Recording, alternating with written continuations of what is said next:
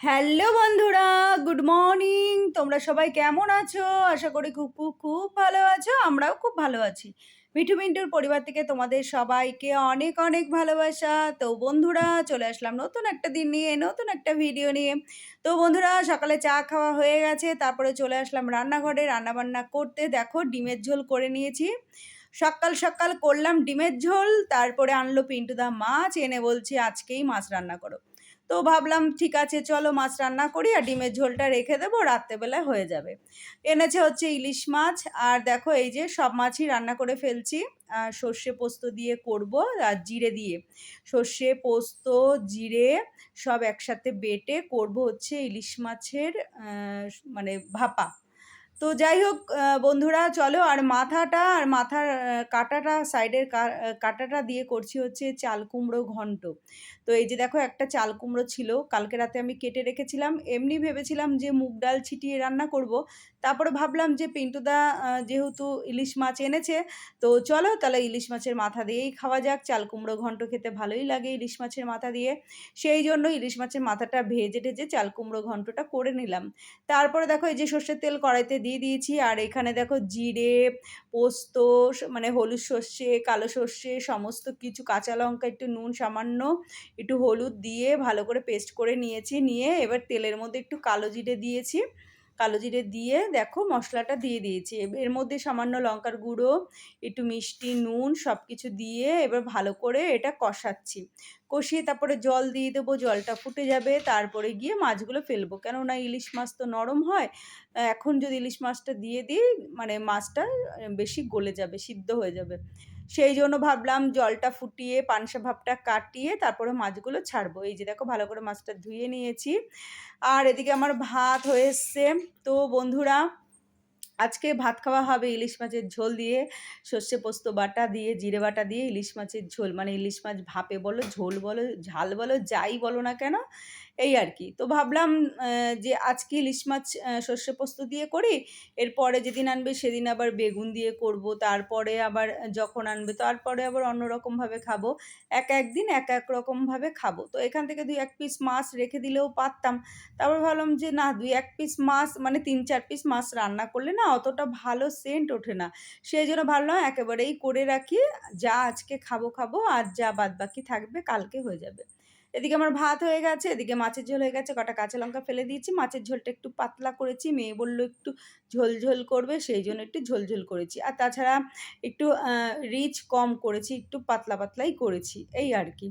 তো আজকের মতো মোটামুটি আমার রান্নাবান্না কমপ্লিট। এদিকে ভাতও হয়ে গেছে, এই যে মাছের ঝোলও কমপ্লিট। এই যে দেখো মাছ, আর পাতলা এরকম একটা ঝোল করেছি। খুব ভালো মাছটা এনেছে পিন্টুদা, একদম টাটকা। আর এত রক্ত বেরিয়েছে না মাছটা দিয়ে, সত্যি খুব সুন্দর এনেছে, আর খুব সুন্দর মানে সেন্ট বেরিয়েছে। আর এদিকে এনেছে দেখো পিন্টুদা বাজার গুছাবো। পিন্টুদাকে বললাম তুমি বাজারটা একটু গুছিয়ে দিও। আর এদিকে এনেছে হচ্ছে কালো জাম।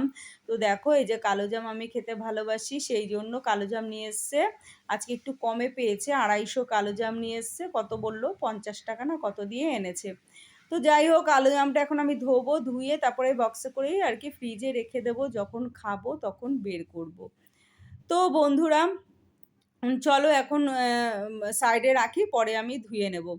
এই যে দেখো, একটু আবার মেয়ে বললো একটু পটল ভাজো, তাই আবার একটু পটল আর একটু একটা কাঁচকলা ছিল হাফ, সেই কাঁচকলাটা ভেজে নিলাম গোল গোল করে। এই যে পটল ভাজা হয়ে গেছে। চলো আজকে ফাইনাল লুক দেখিয়ে দিই রান্নাবান্নার।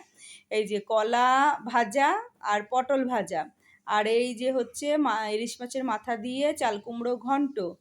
আর চলো দেখাচ্ছি। আর এখানে হচ্ছে এই যে ফাইনাল আকর্ষণ, ইলিশ মাছ সর্ষে পোস্ত দিয়ে করেছি। আর এখানে এই যে গরম গরম ভাত। আর কালকের একটু ডাল ঠাল ফ্রিজে আছে, ওগুলো আর বের করবো না। আজকে এটা দিয়েই দুপুরে খাবো। আর ডিমের ঝোলটা আমি ঢুকিয়ে দিয়েছি ফ্রিজে, তো সেটা রাতে বের করব।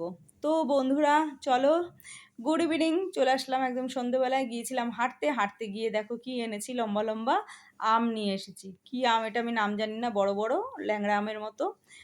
তো আম এনেছি, মেয়ের বায়না আনারস খাবে। আমি আনারস খেতে ভালোবাসি না, মেয়ে ভালোবাসে, সেই জন্য মেয়ের বায়নায় আনারস কিনলাম।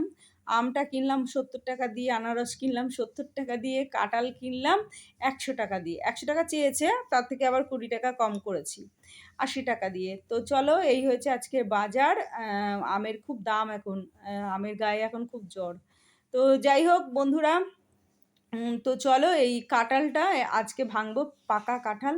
আগের দিন পিন্টুদা যেই কাঁঠালটা এনেছিল সেই কাঁঠালটাও প্রচণ্ড বাজে কাঁঠাল ছিল, সব কাঁঠাল ফেলে দিয়েছে। আর দেখো ফলের দোকান থেকে ফলাল আমাকে এটা ফ্রি দিয়েছে, আঁশফল। তো এর মধ্যে একদম কিচ্ছু নেই, মাংস-টাংস নেই, মানে লিচুর মতো খেতে হয় জিনিসটা, ভেতরে মাংস নেই, শুধু আঁটি। ফেলে দিয়েছি, খাইনি, ২-১টা খেয়ে ফেলে দিয়েছি। তো যাই হোক বন্ধুরা, এই কাঁঠালটা এখন ভাঙা হবে, তো চাটা খেয়ে নিই তারপরে গিয়ে ভাঙবো। তো এই আঁশফলটা মেয়েকে বললাম খাবি, মেয়ে ছুঁড়লো, ভেতরে দেখে একটা ঢেলা আঁটি, কিচ্ছু নেই, মাংস-টাংস গায়ে। মিষ্টি হয় এটা, মিষ্টিও নেই, পানসা, আর কোনো মানে গায়ে কোনো মানে নেই, শাঁস নেই, ওই জন্য ফেলে দিলাম, শুধু আঁটি। তো বন্ধুরা, এই আমগুলো হচ্ছে ১ কিলো ৭০ টাকা চেয়েছে। ৭০ টাকা চেয়েছে, ওখানে ১ কিলো আর ২০০ না কত ছিল, সেখানে দিয়েছি ৬০ টাকা।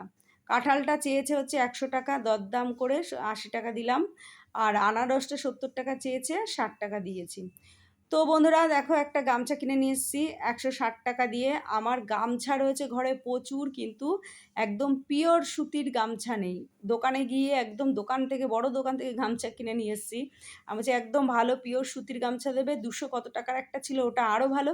আমি বলছি ওটা দিতে হবে না, তুমি ১৬০ টাকারটাই দাও। বিশাল বড় গামছা, খুব মানে দেখে তো মনে হচ্ছে খুব ভালো, জানি না আবার। এখন আমি নুন জল দিয়ে, সার্ফ জল দিয়ে ভিজিয়ে রাখবো, কালকে আর কি ইউজ করব, দেখবো কেমন হয়। তো বন্ধুরা, এই যে মেয়ে বায়না করছে কাঁঠাল ভাঙো, তো মেয়েকে বললাম ভাঙ, মেয়েই ভাঙলো কাঁঠাল। দেখো এই যে হাফ ভেঙেছে, আমি বলছি কি বেশি ভাঙিস না, হাফেরও কম ভেঙেছে, টিফিন খাওয়ার মতো।